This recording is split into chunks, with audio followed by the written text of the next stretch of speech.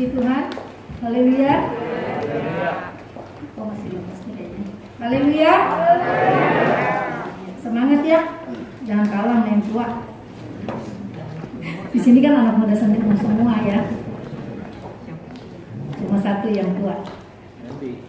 Masa yang tua semangat ya. Yang tua semangat, masa yang muda kurang semangat, jangan dong ya. Sam ini bisa tampilin itu nggak Sam yang 2 minggu lalu cerita tentang Yusuf? Sam ini kasih tema apa tuh waktu itu? Waktu itu temanya saya suruh kamu isi sendiri temanya masing-masing.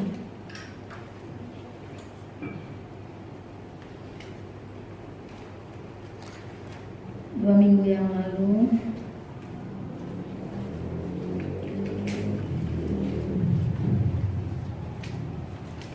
Ya, sambil, nah ini 2 minggu yang lalu kita belajar 3 hal pribadi Yusuf yang harus kita miliki. Ini PowerPoint-nya doang ya. 1. Yusuf memiliki visi, artinya penglihatan rohani. Memiliki tujuan hidupnya tuh nantinya mau apa gitu loh ya. Jadi kita mesti punya visi seperti itu.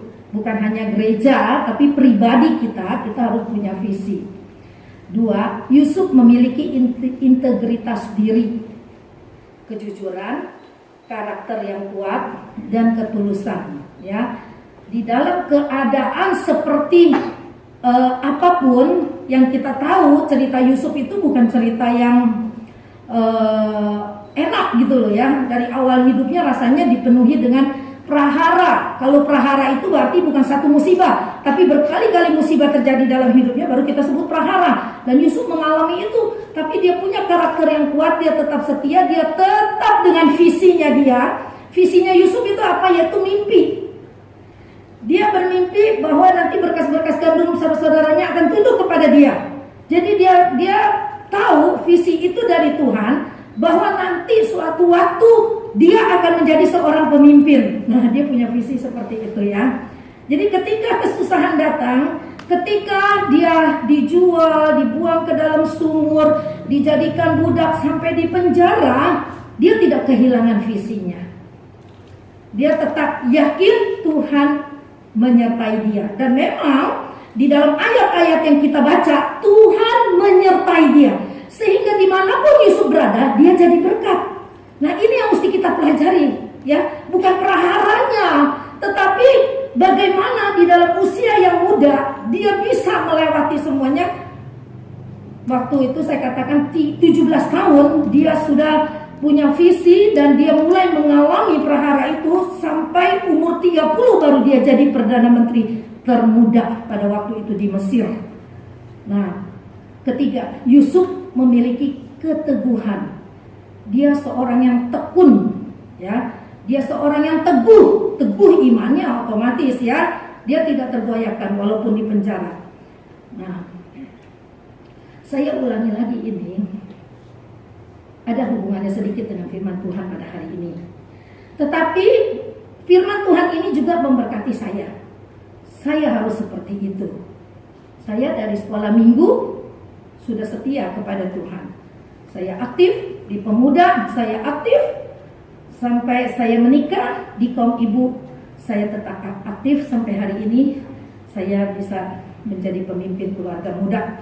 Saya juga pernah menjadi ketua kaum ibu di Kampung Melayu, tapi waktu itu saya masih bergabung dengan gereja Bethel. Dan saya pindah gereja bukan karena ada masalah dengan gereja, bukan, karena saya pindah daerah dan saya berdoa kepada Tuhan. Di mana saya sejahtera bergereja, di situ saya akan terus melayani di situ. Dan saya mendapat sejahtera di gereja ini. Jadi saya mau melayani terus. Nah, itu visi saya. Guru sekolah minggu saya pernah tantang, saya yakin kalau doa tuh memang dari dulu cengeng saya ini ya, kalau doa saya pasti nangis. Karena bagi saya gitu ya, saya punya kesusahan tuh begitu banyak. Saya tahu saya gak bisa jauh daripada Tuhan. Saya tahu kalau saya jauh daripada Tuhan saya akan ambruk, jatuh. Nah, itu merupakan sebuah visi saya dari masa masih muda. Saya udah punya, saya mau setia. Pencobaan sebagian sudah saya ceritakan kepada saudara begitu banyak. Saya mau setia. Ketika saya diberkati Tuhan dengan Yusuf, saya juga membangkitkan iman saudara semua. Ayo kita setia kepada Tuhan, ya. Apalagi saat ini, zamannya ini, yang sekarang sedang kita jalani ini, sepertinya penuh dengan ketakutan. Tidak menentu, belum ada kepastian loh. Walaupun vaksin sudah diberikan dan dunia memuji Presiden Jokowi karena sudah memulai dan antusias masyarakat Indonesia itu diacungi jempol. Presiden kita sangat care sekali untuk kesehatan rakyatnya. Karena kalau rakyatnya satu-satu mati, semua sakit, ekonomi tidak bisa berjalan. Kita dukunglah program yang baik seperti itu. Di dalam keadaan kebingungan seperti itu, apa yang kita harus lakukan? Kita harus punya strategi. Nah, itulah khotbah malam ini. Kita harus punya hikmat daripada Tuhan untuk kita menyiasati waktu yang gak enak seperti ini. Makanya kadang-kadang saya duduk nih ya, saya nggak melayani, misalnya saya duduk, saya lihat orang pada pakai masker, apaan ini ya, semua mulutnya ditutup, ya, nggak pakai masker semuanya. Kita nggak berani, saya kalau ngobrol sama orang juga, saya selalu berusaha jangan nyentuh orang. Orang juga kalau bisa jangan nyentuh saya gitu ya. Karena kan, makanya kenapa kita disuruh cuci tangan? Karena virus itu menularnya paling cepat itu dari tangan. Makanya saya suruh sebentar-bentar, kalau nggak sempat cuci tangan ya sanitizer itu mainannya kita sekarang ini. Nah, di dalam keadaan yang penuh dengan ketakutan dan tidak menentu ini, strategi saudara itu apa? Punya nggak visi seperti Yusuf? Punya nggak visi seperti saya? Dari masih saya muda, saya belum mengerti banyak firman Tuhan. Saya udah bilang sama Tuhan, saya mau setia. Saya nggak bisa jauh dari Tuhan. Setelah dengar firman Tuhan, pulang, apakah lupa? Ya, banyak orang yang lupa. Gak usah ditanya tahun yang lalu apa khotbahnya. Minggu yang lalu apa aja kita lupa. Ntar pulang ditanya khotbahnya, iya lupa, tunggu sebentar gue ingat dulu apa ya. Jujur aja ya, saya juga pernah ngalamin seperti itu. Kalau saya nggak melatih diri saya nih, oh ya tadi firmannya begini. Oh ya ini tadi firman bagus, saya mesti ingat. Makanya saya suruh saudara kasih judul, ingat judulnya aja udah cukup. Ketika kamu ingat judulnya ini, oh langsung hikmat dari Tuhan itu, dia akan mengingatkan kita. Oh iya, cerita tentang Yusuf. Dia punya visi, dia laki-laki yang punya karakter, dan dia laki-laki yang teguh. Segitu aja coba ingat. Gak usah pemaparan saya panjang lebar, apa saudara ingat, gak perlu. 3 poin itu saudara ingat, itu sangat memberkati hidupmu. Belajar. Kita kalau nggak belajar, semua akan berlalu seperti orang masuk kuping kanan, keluar kuping kiri. Kalau kita nggak mendisiplinkan diri dan mau belajar. Nah, belajar dan mendisiplinkan diri itu juga merupakan sebuah strategi. Strategi kita di dalam kita melalui waktu yang seperti sekarang. Ayo, ibadah online. Enak kan? Kalau yang malas ke gereja, enak. Dia bisa ibadah sambil angkat kaki, dia bisa ibadah sambil makan kacang, dia bisa ibadah sambil ngobrol, itunya jalan terus, tapi dia nggak ibadah. Itu namanya nonton ibadah. Tapi kalau ibadah online, engkau duduk di situ, di depan TV, dan pendeta bilang berdoa, kita berdoa, pendeta bilang, mari kita nyanyi, kita ikut nyanyi, bukan kita diam. Makanya online sekilas saya bilang mau semua nyalain kamera. Kenapa? Engkau hadir. Ketika saya dapat undangan dari sekolah Elim, itu seminar dari pemerintah untuk para guru dan orang tua menyiasati sekolah daring gitu ya.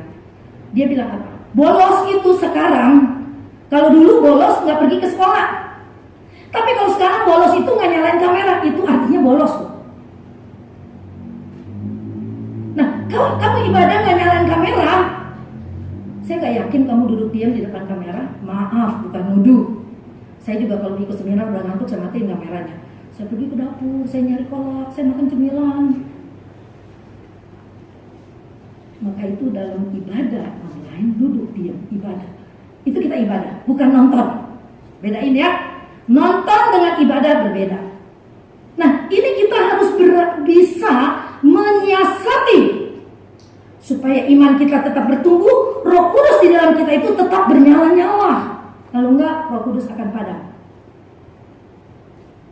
Orang yang gak sedang ke gereja makin senang. Saya paling sedih loh. Orang gak ke gereja tapi kemana-mana bisa. Itu teman saya, bukan Sekina. Teman saya di luar sono, kemana-mana bisa loh. Tapi ke gereja takut. Kenapa ke gereja takut? Yang penting kamu jangan cipika-cipiki, kamu jangan peluk-pelukan. Kamu pulang, cuci tangan. Nggak apa-apa, menurut saya aman. Kan yang tidak aman tuh kalau kita sentuhan. Tapi kita berdoa, Tuhan tutup bungkus kami dengan kuasa darah-Mu. Matikan setiap virus yang mungkin sempat menempel di dalam tubuh ini. Matikan. Sedih kan tadi saya dengar pendeta Aling Sudarma gereja Betel ya. Jadi saya ini jualannya kan di depan gereja Betel gitu ya. Jadi saya sekarang banyak tahu tentang gereja Betel. Baru meninggal, dia baru sembuh dari COVID. Dia meninggal. Muntah, nggak mau makan.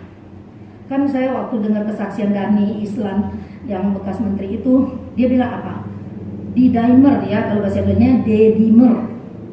Itu memang mahal, pemeriksaannya 750.000. Banyak orang kecolongan karena nggak ngecek itunya, ada pengentalan darah. Saya berdoa begini, Tuhan jangan sampai ada keluargaku, saudaraku seiman di gereja di mana aja, kalau bisa jangan ada yang meninggal karena COVID gitu ya. Kalau boleh minta, tapi kalau terjadi itulah kedaulatan Tuhan. Tetapi kalau kita bisa menyiasati hidup di dalam zaman virus corona itu, mungkin resiko kita tuh kecil sekali. Karena dengan hikmat Tuhan kita jaga. Karena kita rindu dipakai Tuhan, karena kita mau melayani Tuhan, karena kita mau hidup untuk anak-anakku yang masih kecil, hidup buat keluargaku. Aku masih mau berjuang buat sekolah anak-anakku. Itu juga merupakan sebuah visi. Maka kita harus menyiasati hidup yang sehat, hidup yang jaga, jangan nantang gitu loh. Semua orang kena, aku tuh enggak gitu loh. Saya tuh nggak berani ngomong begitu. Saya kalau berdoa tuh ya Tuhan, kalau saya masih hidup setiap pagi loh. Kalau saya masih hidup bisa bangun berlutut di bawah kaki Tuhan tiap pagi. Itu kemurahan Tuhan, seperti lagu pertama tadi kita. Itu karena kemurahan Tuhan. Mengajarkan banyak hal virus corona itu. Jangan kita sombong. Kalau besok kita mati karena corona, sedih banget, nggak ada orang antar. Nggak ada orang mendampingi untuk mendoakan. Bukan akan nakutin loh, tapi itu yang Tuhan taruh, Iblis bekerja lebih cepat kalau kita tertidur. Maka itu kita harus bangun. Kita nggak boleh tertidur. Bangun imanmu, bakar terus semangatmu dengan Roh Kudus. Bagaimana Roh Kudus bisa membakar semangat kita? Ibadah, baca firman, penuhi otak kita ini dengan firman. Setiap pagi baca renungan, berdoa sebelum ke gereja, sebelum bekerja, pulang malam sebelum tidur berdoa bersama-sama, itu indah banget. Sehati dari hal yang kecil, sehati. Mari kita baca firman Tuhan. Matius 7 ayat 24 sampai dengan 25. Sama-sama kita berdiri, kita akan baca bersama-sama.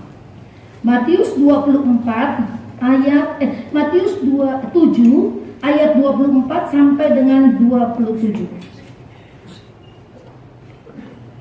2, 3. Dua macam dasar.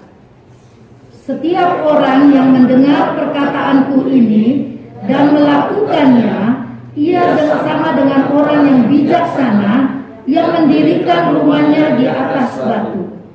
Kemudian turunlah hujan, datanglah banjir, lalu angin melanda rumah itu. Tetapi rumah itu tidak rubuh sebab didirikan di atas batu. Tetapi setiap orang yang mendengar perkataanku ini dan tidak melakukannya, ia sama dengan orang yang bodoh yang mendirikan rumahnya di atas pasir. Kemudian turunlah hujan dan datanglah banjir, lalu angin melanda rumah itu sehingga runtuhlah rumah itu dan hebatlah kerusakannya. Silakan.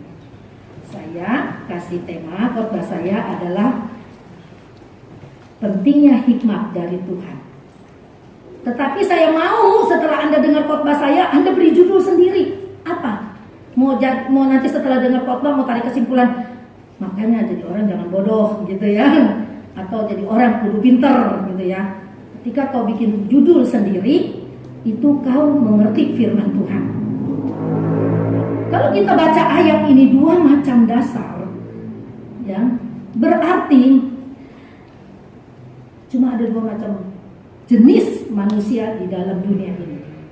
Ya, kalau kita baca firman ini, cuma ada dua jenis manusia di dalam dunia ini, yaitu yang bijaksana dan yang satu lagi bodoh.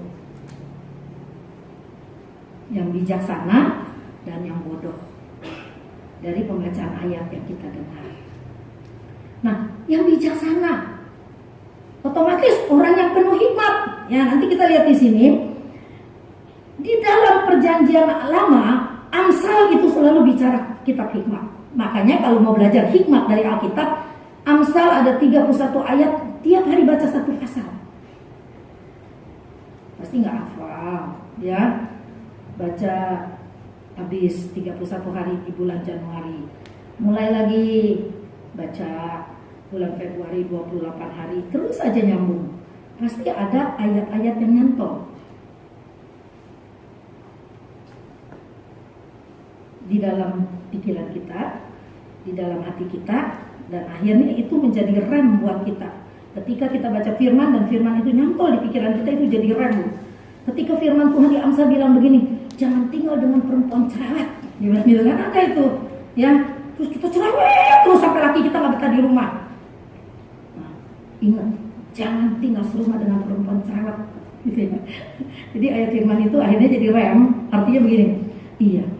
Firman Tuhan bilang sampai ada di firman, jangan tinggal dengan perempuan cerewet. Artinya itu nggak baik, ya.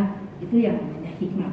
Lalu di dalam perjanjian baru, Yakobus adalah kitab yang mengajar tentang harga manusia supaya manusia itu bergantung kepada Allah. Tahun ini, kalau orang-orang yang percaya sama sio, dia bilang tahun kambing. Ada berapa sio yang bakal sukses di tahun ini? Kita anak Tuhan gak seperti itu. Sukses, mau diberkati, Yusuf. Belajar aja dari hidup Yusuf, bukan dari sionya. Sionya gak bisa apa-apa. Terus saya sio babi. Saya percaya sama babi nih ya. Saya doyan babi. Nggak apa-apa, malah kolesterol cepat mati. Karena nggak dikasih hikmat sama si babi yang kita puji-puji itu. Tapi jujur aja saya seneng koleksi boneka babi. Congornya itu lucu. Jadi saya senang, bukan saya puja sio saya, bukan. Saya cuma senang sama mulutnya babi, gitu ya. Makanya kalau orang jangan suka cemberut. Wah, saya bayangin ke congor babi tuh kalau suka cemberut ya.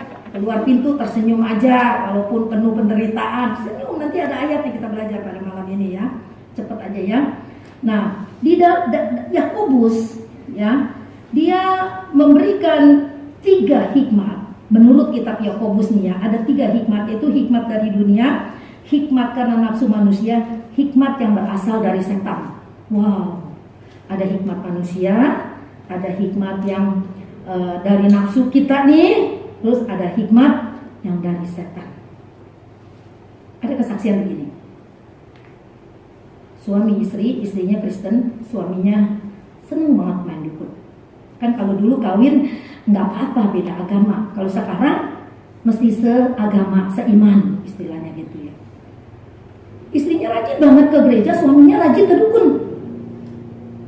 Nih hikmat dari dukun bilang begini, lu nggak apa-apa ke gereja, asal jangan percaya.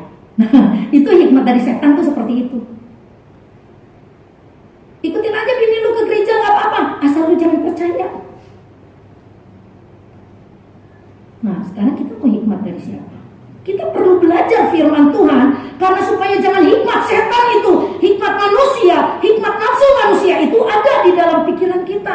Ketika itu ada muncul, itu akan kegencet sama firman Tuhan yang lebih kuat di dalam pikiran kita yang selalu kita isi dengan firman Tuhan. Kita kalau nggak belajar firman Tuhan, kita nggak bisa lakukan itu. Ya, firman Tuhan itu berkuasa ketika kita percaya. Ketika kita percaya dan kita mau ingat, renungkan, dan kita mau belajar melakukannya. Makanya saya senang dengan tema sepakat. Sepakatlah kita sama Tuhan. Kata Tuhan jangan berbohong, tapi kita depannya berbohong aja. Berarti kita udah gak sepakat sama firman Tuhan. Kata Tuhan ayo rajin ke gereja, tapi kita males banget ke gereja. Berarti kita udah gak sepakat sama firman Tuhan. Kita boleh bilang percaya sama Tuhan, tapi sepakat gak kita dengan perintah Tuhan di dalam Alkitab? Itu banyak ya, pelajaran tentang sepakat itu banyak. Dimana kalau kita belajar itu, ya Tuhan, banyak benar dalam diriku ini yang mesti banyak diperbaiki. Aku bilang aku percaya Tuhan, aku menangis, aku mau setia melayani Tuhan. Tersinggung sedikit, udah keluar dah yang gak enak gitu. Udah ya, jangan diperpanjang kalau gituan. Tuhan menyediakan 3 hikmat ya. Ini karena saya belajar, jadi saya bagiin sedikit aja secara sepintas lalu. Ada 3 hikmat dari Tuhan dalam bahasa Yunani. Ingat, perjanjian lama ditulis dalam bahasa Ibrani. Ya, jadi kalau kita mau belajar tentang perjanjian lama yang betul-betul itu dari bahasa Ibrani, ya dari Israel. Terus Alkitabnya ada, mahal banget ya, Alkitabnya ada. Tapi kalau perjanjian baru itu semua dalam bahasa Yunani. Nah, namanya bagus-bagus banget. Hikmat atau kebijaksanaan itu namanya Sophia. Boleh dikasih anak namanya Sophia kalau yang lagi hamil. Ya, Sophia itu artinya hikmat atau kebijaksanaan untuk melakukan perkara-perkara besar. Jadi ada 3 hikmat yang Tuhan kasih: Sophia, Phronesis, Sunesis. Bahasa Yunani itu enaknya kita ngejaknya dalam bahasa Indonesia, sama lafaznya seperti itu. Jadi nggak terlalu sulit gitu ya. Jadi filsafat itu aslinya dari bahasa Yunani, yaitu filosofia, bukan filosofi, filosofia. Ya, itu filsafat diterjemahkannya ya. Sepintas lalu aja. Terus yang kedua Phronesis. Phronesis itu adalah hikmat kebijaksanaan. Jadi bukan karena dia belajar ilmu kayak Aristoteles atau Socrates, itu kan orang-orang yang jago dengan filsafat, tapi kalau mereka itu masuk dalam kelas Sophia gitu ya. Tapi kalau Phronesis itu hikmat atau kebijaksanaan itu muncul ketika dia menjalani satu kehidupan yang baik, terus menjadi teladan, terus dia menjadi orang yang bijaksana. Jadi yang suka disebutnya sesepuh, wah ini sesepuhnya babakan nih, gitu ya. Karena dia udah tua, pengalaman hidupnya banyak, orangnya juga sabar, orangnya juga penuh dengan penuh dengan etika gitu. Sehingga dia dibilang Phronesis, orang yang bijaksana. Tapi bukan karena dia belajar gitu ya. Terus yang ketiga adalah Sunesis. Sunesis itu adalah pengertian, ya, pengertian tentang yang benar, Sunesis. Nah, di dalam firman Tuhan banyak sekali pengertian itu ditulis dalam bahasa Yunaninya pakai kata Sunesis, ya. Jadi orang yang bijaksana itu dia rendah hati, ya, dia rendah hati orang yang bijaksana itu. Terus cara berpikirnya, ya. Pengertian firman Tuhannya itu banyak ya. Jadi selalu dia pakai firman Tuhan, hidupnya penuh dengan firman ya. Jadi kalau hikmat yang dari Tuhan yang ketiga Sunesis itu artinya Tuhan mau kita itu seperti Tuhan Yesus. yang selama waktu ada di bumi ini, dia selalu memakai pengertian-pengertian sunesis, di mana dia akan memberi contoh bagaimana dia menghadapi orang Farisi, bagaimana dia menghadapi orang-orang yang tidak suka dengan dia selama Yesus ada di muka bumi. Kan banyak sekali kejadian-kejadian yang sebetulnya cuma mau ngetes Tuhan Yesus. Dan kita lihat hikmat yang dari Allah itu luar biasa menguasai Yesus Kristus waktu dia ada di muka bumi, sehingga dia tidak melakukan kesalahan terhadap Taurat, dan dia tidak melakukan kesalahan melanggar hukum-hukum Allah. Ini luar biasa. Maka kata Tuhan, aku datang tidak meniadakan Taurat, bukan meniadakan Taurat, tapi aku melengkapinya semua menjadi 2 hukum kasih. Ini yang kita mesti punya, hikmat dari Tuhan. Cuma malam ini kita nggak bisa panjang-panjang. Jadi hikmat dari Tuhan, nanti kita belajar bagaimana Yesus menghadapi orang-orang yang menuduh dia, orang-orang yang mau menjebak dia, orang-orang yang mau mengetes kemampuan Yesus itu sampai di mana, ya. Lalu sekarang kita lihat lagi. Maka kita penting mempelajari firman Tuhan dengan semangat. Di dalam Matius 5 katakan, berbahagialah orang yang lapar dan haus akan firman Tuhan, dia akan dipuaskan. Kalau kita nggak lapar dan haus, bagaimana kita bisa puas? Kalau kita lapar, dikasih makan yang enak dan cocok, kita rasanya wah enak banget nih. Ini makanan cocok nih buat saya nih. Habis makan, wah enak, puas. Orang yang lapar yang baru bisa puas makannya, ya. Maka itu kita harus jadi yang terbaik untuk mempelajari firman Allah. Jangan jadi orang yang bodoh, udah pokoknya gue percaya aja deh, gue gak usah ngerti firman Tuhan. Gak bisa begitu loh, zamannya sekarang gak bisa. Kalau nenek-nenek kita dulu, emak-emak kita mungkin yang penting percaya sama Yesus. Memang zamannya karena udah banyak tantangannya. Sekarang kita harus ngerti firman Tuhan karena iblis lebih canggih dari dunia digital. Emang dia pakai cara lama manual? Enggak, dia juga pakai digital. Jadi dia nggak ketinggalan zaman. Kita yang ketinggalan zaman kalau kita nggak belajar firman Allah. Puji Tuhan, di zaman digital ini memang firman Tuhan dibentangkan begitu luas. Tapi hati-hati dalam memilih. Ya, ada banyak saudara-saudara kita juga yang didatangi oleh menara pengawal. Itu adalah saksi Yehova. Dia pakai istilah menara pengawal. Ya, memang kalau sepintas selalu kayaknya sama, bener, bagus.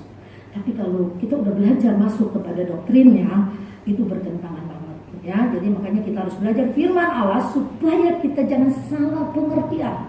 Sunesis, pengertian yang benar, tentang yang benar. Yang benar itu tentang siapa? Tentang Yesus Kristus. Karena yang kita bicarakan adalah Yesus Kristus, anak Allah, juru selamat kita yang hidup itu. Lalu selanjutnya,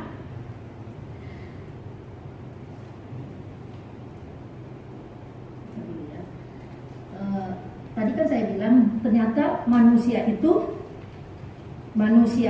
cuma ada 2 jenis, bijaksana dan bodoh. Ketahuannya dari mana? Dia itu bijaksana, dia itu bodoh.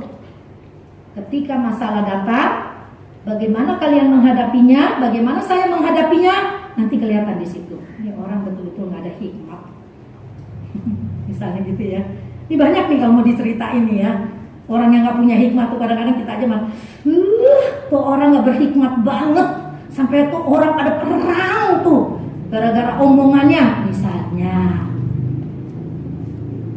Ya, tapi jangan bahas dulu ya, simpen dulu.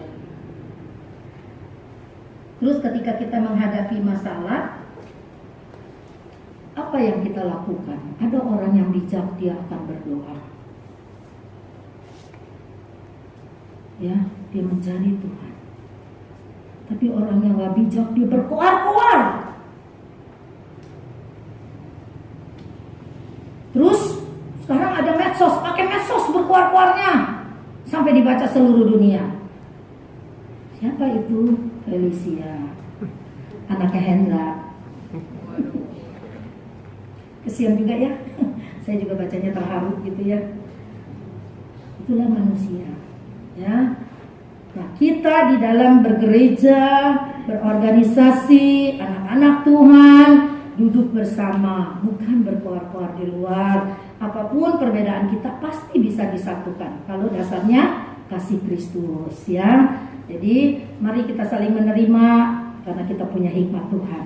Kita tahu pengertian yang benar tentang firman Allah. Kita pakai hikmat Tuhan dan kita mau melakukan firman Tuhan. Ada ayat di dalam Mazmur 37 ayat 20 bilang begini. Kemalangan orang benar banyak, tapi Tuhan meluputkannya. Ini ayat firman Tuhan buat saya tahun 93 ketika saya divonis kanker payudara. Usia saya tinggal beberapa bulan. Saya tuh tahun 93, kanker belum musim, Tuhan udah izinkan saya mengalami itu. Tahun 93 loh, saya baru usia berapa tuh? 93 kurang 59. Ya, lagi hidup tuh lagi benar-benar nikmat gitu ya. Tapi Tuhan kasih saya begitu. Saya udah melayani pekerjaan Tuhan. Itu ketika saya nangis 10 hari, saya bilang Pak Nawi, jangan tanya saya tentang penyakit, nggak bisa ngomong. Nangis, belum ngomong udah nangis. Karena saya tahu hidup saya akan berakhir. Yang saya tahu begitu, hidup saya akan berakhir. Jadi jangan tanya saya. Setiap hari saya berdoa, Tuhan apa yang harus saya lakukan? Berarti saya udah mau mati Tuhan. Apa yang harus saya lakukan? Saya merasanya begitu, saya akan mati. Karena penyakit kanker yang dokter bilang itu. Hari ke-10 Tuhan kasih ayat Mazmur 34 ayat 20. Kemalangan orang benar itu banyak. Bukan saya merasa orang benar, tapi waktu itu firman itu menguatkan kemalangan orang benar itu banyak, tapi Tuhan meluputkan. Ketika dapat firman Tuhan, iya, saya sebetulnya begini, ada doa begini, Tuhan saya kan setia melayani pekerjaanmu. Bukan baru sekarang, dari sekolah minggu saya itu udah aktif. Sekolah minggu saya udah aktif. Foto-fotonya banyak banget. Kenapa saya ngalamin begitu? Kanker belum ada obatnya pada waktu itu. Tuhan kasih ayat ini, emang saya terus nangis. Saya nggak nangis lagi tuh, saya bangkit, saya bilang sama Pak Nawi, saya mau dioperasi. Waktu itu saya nggak berani ambil keputusan, saya mau dioperasi. Saya mau dioperasi. Dulu kan apanya tuh nggak ada scan, nggak ada X-ray yang begitu canggih kayak sekarang itu bisa lihat akar-akar kanker itu. Nah itu firman jadi rema. Karena saya cari Tuhan, bukan cari manusia. Saya menangis di bawah kaki Tuhan. Saya bilang suami saya pun gak bisa tolong saya ketika saya lagi sedih begitu. Jadi jangan berharap sekalipun suamimu cintamu luar biasa. Ketika engkau antara mati dan hidup, cuma Tuhan yang bisa tolong kamu. Amin. Cuma Tuhan yang bisa tolong. Dan dia bangkitkan saya melalui. Saya dikasih hikmat sama Tuhan. Operasi, jangan takut. Waktu itu dioperasi harus dibuang lah, apalah. Aduh kan kita masih muda rasanya. Bayangin dibuang sebelah nonjol, sebelah enggak gitu kan. Jadi ada rasa manusiawinya tuh masih nonjol begitu. Tetapi ketika operasi berjalan, ternyata bisa dibuang hanya benjolannya saja. Ternyata setelah dites itu bukan kanker, hanya mioma istilahnya. Tumor jinak. Sampai sekarang saya masih hidup. Tapi Tuhan izinkan terjadi, saya bernasar. Saya mau setia, sisa hidup saya buat Tuhan. Nah ini merupakan sebuah visi saya. Ya ini visi saya loh. Ketika saya diselamatkan Tuhan, saya mau setia. Dan saya pegang perkataan itu. Sampai hari ini saya pegang, saya mau setia kepada Tuhan. Maka yang tadi visi Yusuf itu, kalian mesti punya visi. Untuk dirimu, bukan untuk organisasimu, bukan untuk kantormu. Visi untuk dirimu pribadi. Maunya apa sih ngiring Tuhan itu? Just so gitu kalau orang Inggris bilang gitu ya. Gitu-gitu aja lah. Apa? Ya daripada gak ada agama, gak apa-apa lah. Gak bisa lagi. Seperti itu. Untuk situasi zaman akhir yang kita udah mulai. Dikasih tanda, dikasih signal. Nih begini, nanti akhirnya kemana. Sekarang yang berkuar-kuar, jangan vaksin orang Kristen. Gak ada lagi kan hamba Tuhan yang begitu. Jokowi gak paksa, cuma Jokowi buka kesempatan. Siapa yang mau vaksin? Lansia prioritas. Nah ternyata orang gak dipaksa, berbondong-bondong orang datang untuk divaksin. Iblis dikalahkan. Karena kita ketakutan, kita gak berani vaksin. iblis menang. Karena Indonesia akan terus diliputi kerakutan, Indonesia akan terus terpuruk, Indonesia akan terus tidak pernah menjadi berkembang dan menjadi negara yang maju. Kan kita sekarang lagi menuju negara yang maju, di mana tahun 2030 kalau presiden yang diganti nanti meneruskan, Indonesia akan jadi negara yang terkuat. Orang tidak lari ke Singapura lagi, tapi orang akan mencari Indonesia. Karena di sini ada minyak, di sini ada nikel, di sini ada uranium, di sini ada batu bara. Luar biasa kan? Itu kekayaan Indonesia yang selama ini tertutup, tidak pernah kita dengar. Sekarang kita ngerti, kita jadi berpintar. Ayo, ketika kita ngerti, kita minta hikmat daripada Tuhan.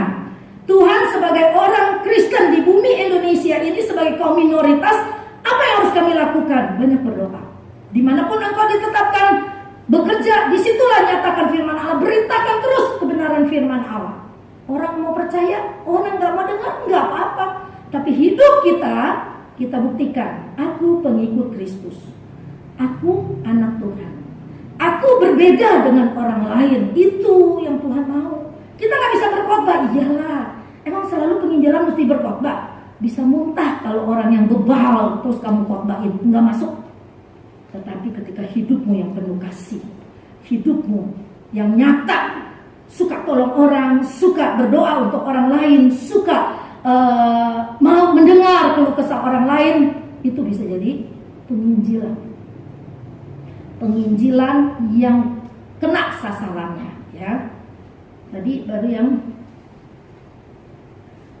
pertama ya. Yuk dengan cepat. Yang harus kita miliki di dalam pelajaran hikmat ini, yang harus kita miliki ada 3 hal. Yang pertama yaitu rejoice, bersukacita. Kita baca ayatnya Yakobus 1 ayat 2 sampai 8. Yakobus 1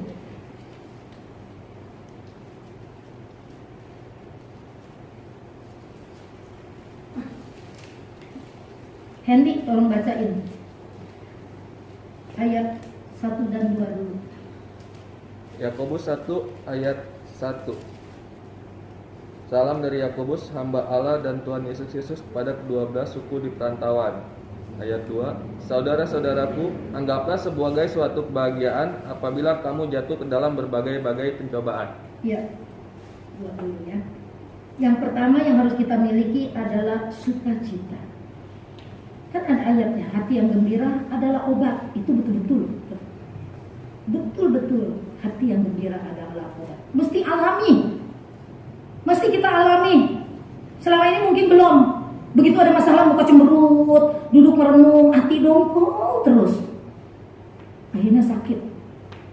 Kepala pusing, badan panas dingin. Jangan ya. Hati yang gembira adalah obat, praktek.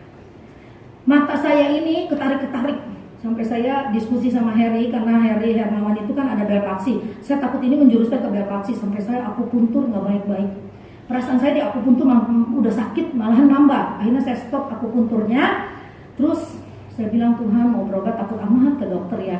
Udah gitu, mahal deh, males deh ngeluarin duit buat dokter gitu nih ya, rada pelit juga nih.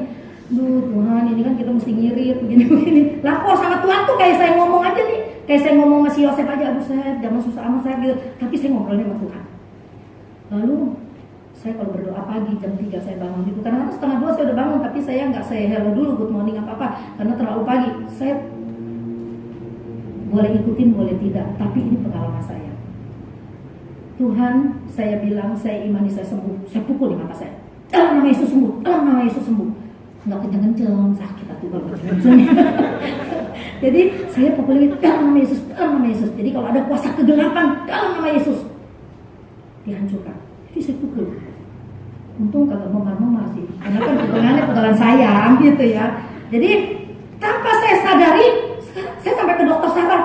Dokter saraf bilang begini, saya dapat hikmat nih. Makanya kita mesti punya hikmat. Dokter saraf bilang begini.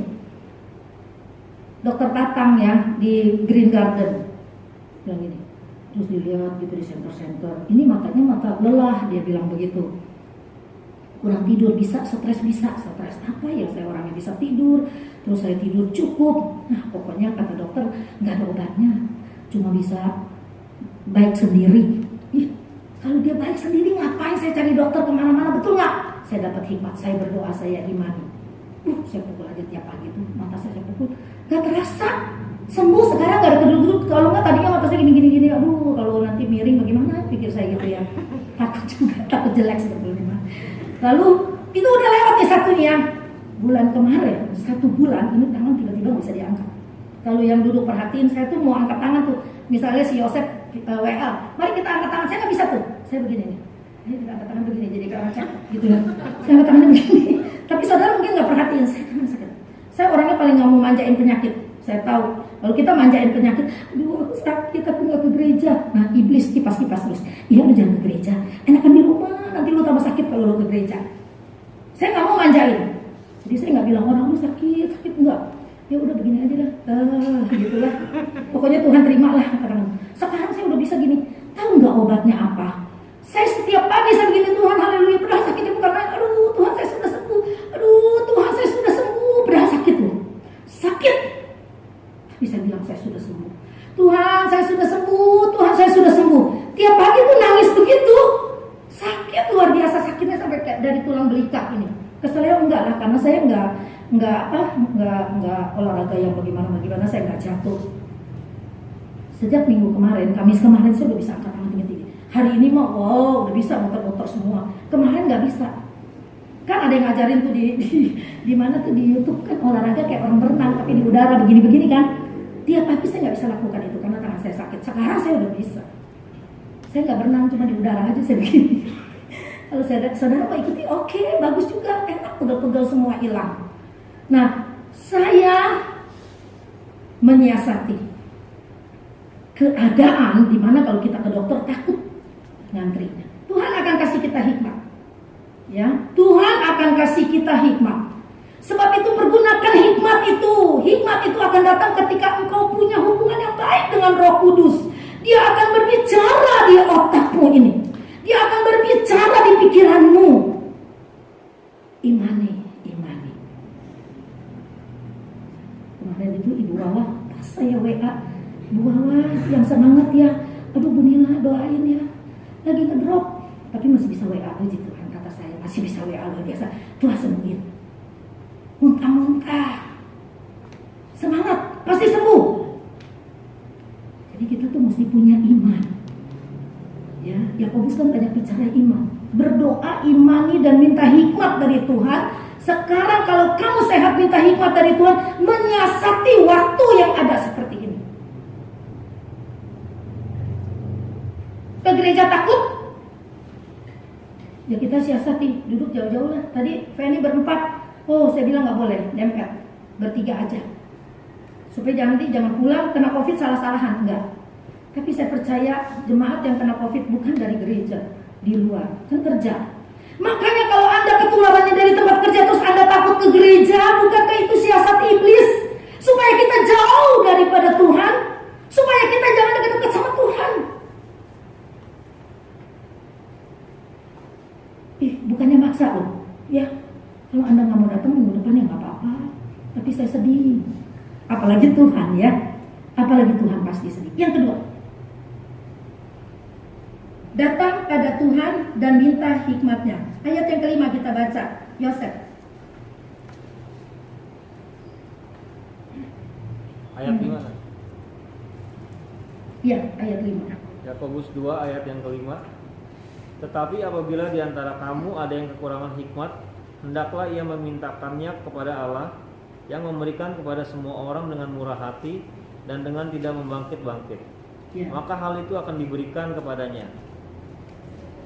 Amin. Ya, tetapi apabila di antara kamu ada yang kekurangan hikmat, hendaklah ia memintakannya kepada Allah yang memberikan kepada semua orang dengan murah hati dengan tidak membangkit-bangkit, maka hal itu akan diberikan kepadanya.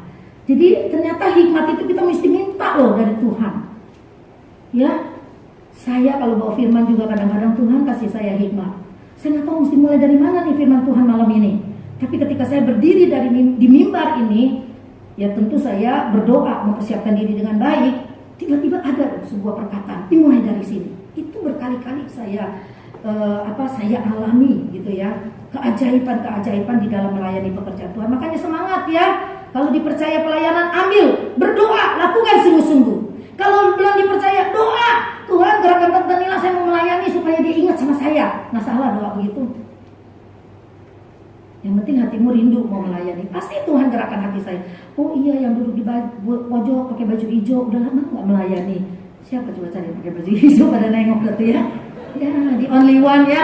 Di only one at the back itu baju hijau ada satu orang ya. Lalu yang kedua ini yaitu datang pada Tuhan minta hikmat. Itu banyak loh contoh-contohnya ya. Ada Salomo, doanya ya, Salomo. Dia berdoa apa? Dia nggak minta kekayaan loh. Tapi dia minta ketika dia diangkat jadi raja ya, dia minta apa? Supaya dia bisa menimbang yang dengan benar, yang baik dan tidak baik. Sampai Tuhan senang dengan doanya. Tetapi ketika dia dikasih hikmat sama Tuhan, dia tidak melakukan firman Allah. Dia itu kenapa istrinya begitu banyak? Karena itu banyak pernikahan politik. Ya, Salomo itu banyak istrinya banyak. Setelah ada beberapa tuh ya, dia pernikahan politik. Jadi dikawinin ini karena nanti ada hubungan dagang, dikawinin ini begitu. Saya baca sejarahnya gitu ya. Nah, ini akhirnya ujung-ujungnya dia hancur. Karena ilah-ilah dari istri-istrinya tuh nggak semuanya orang-orang Yahudi, anak-anak Tuhan, akhirnya mempengaruhi hidupnya. Makanya ketika kita diberi hikmat sama Tuhan, kita harus connect terus sama Tuhan. Supaya hikmat kita itu bukan hikmat dari setan, bukan hikmat dari manusia, tapi hikmat dari Allah melalui Roh Kudus. Terus ada lagi Yosafat, ketika dikepung oleh tentara Aram. Wow, dibandingkan dengan tentara yang dia punya, sangat sedikit. Tapi di dalam ketakutan ketika dia berdoa kepada Tuhan, Tuhan kasih hikmat berpuasa. Sampai ketika dia menyerukan kepada rakyat untuk berpuasa, binatang pun tidak makan. Artinya ikut berpuasa. Dia lakukan dengan penuh kerendahan hati. Akhirnya dia mengalami kemenangan yang luar biasa. Itu Anda boleh baca di dalam 2 Tawarik 20. Cerita itu fantastik dan itu cerita yang ada dan benar. Dan itu bisa menguatkan kita. Apa sekarang yang kita alami? Mari kita minta hikmat sama Tuhan. Jangan salah memilih, jangan salah mengambil keputusan, jangan salah berkomentar sehingga Roh Kudus jauh daripada kita. Satu lagi yang ketiga, kita wajib hidup sama seperti Kristus telah hidup. Ya, Efesus 1 ayat 17, terus 2 Timotius 3 ayat 15 kita bacain untuk ayat-ayat yang terakhir ini. Sorry ya, agak panjang dikit. Ronald tolong bacain Ronald. Efesus 1 ayat 17.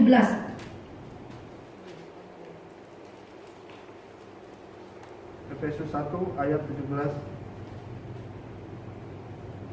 Dan meminta kepada Allah Tuhan kita Yesus Kristus, yaitu Bapa yang mulia itu, supaya Ia memberikan kepadamu roh hikmat dan wahyu untuk mengenal Dia dengan benar. Ya, amin. Silakan duduk. Ya, dan meminta kepada Allah Tuhan kita Yesus Kristus, yaitu Bapa yang mulia, supaya Ia memberikan kepadaku roh hikmat dan wahyu untuk apa? Mengenal Dia dengan benar. Kalau engkau mengenal Yesus dengan benar, maka engkau tidak akan mundur. Ya, engkau tidak akan mundur dari ibadahmu, engkau tidak akan mundur dari pelayananmu, engkau tidak akan mundur untuk menjadi pengikut Kristus yang sejati. Kita perlu roh hikmat dan wahyu untuk mengenal Dia dengan benar. Lalu yang satu lagi, 2 Timotius 3 ayat 15, Suyani.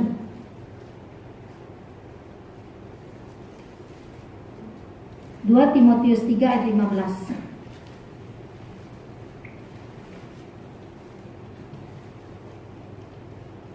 Timotius 3 ayat 15. Ingatlah juga bahwa dari sekecil engkau sudah mengenal kitab suci yang dapat memberi hikmat padamu dan menuntun engkau kepada keselamatan oleh iman pada Kristus Yesus. Ya, amin. Ya, ingatlah dari kecil engkau sudah mengenal kitab suci. Artinya kita udah diasah, ya. Tapi kita perlu minta hikmat dan wahyu itu.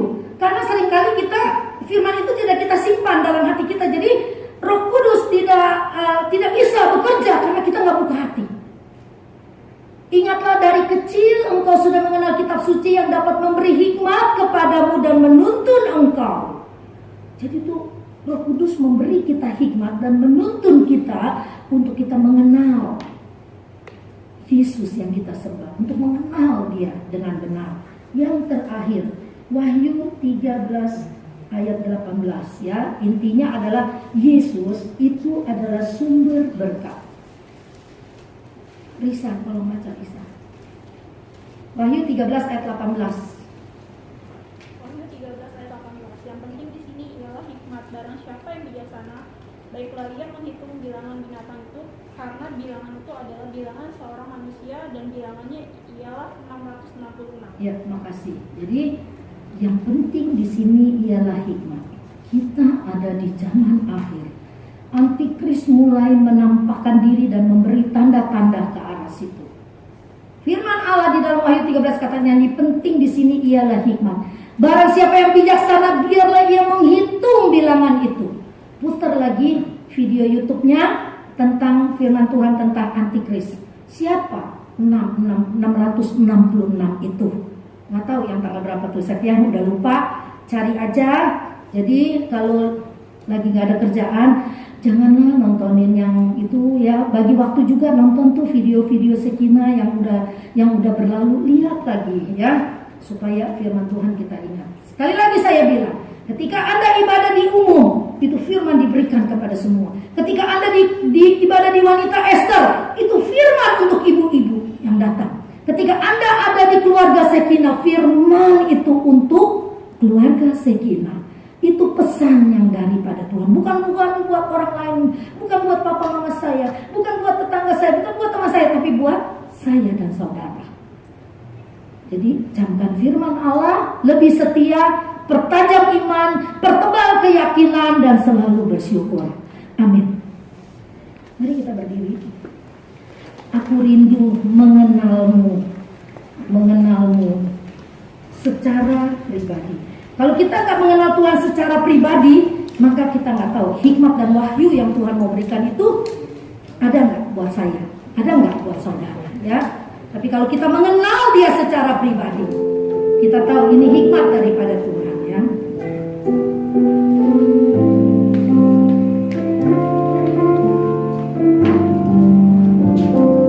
Katakan sungguh-sungguh, aku rindu.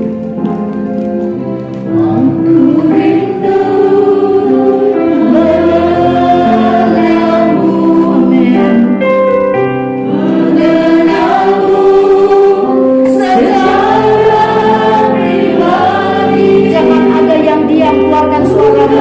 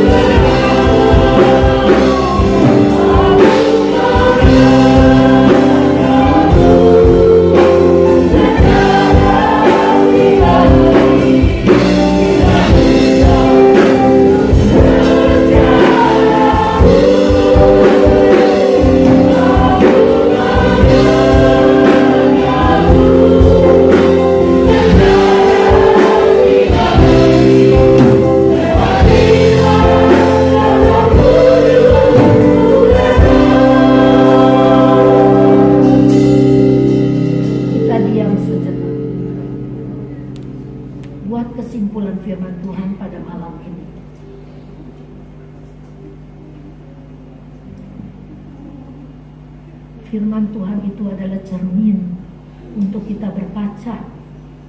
Oh iya Tuhan, banyak yang belum sempurna dan harus diperbaiki. Kita nyanyikan lagi lagu ini, referennya saja, aku mengenalmu secara pribadi. Nanti Bapak Aiguan akan berdoa untuk firman Tuhan dan juga kolektor yang kedua. Katakan dengan sungguh-sungguh, aku mengenalmu. Referennya saja. Aku mengenalmu secara pribadi, bila ku tahu rencanamu. Aku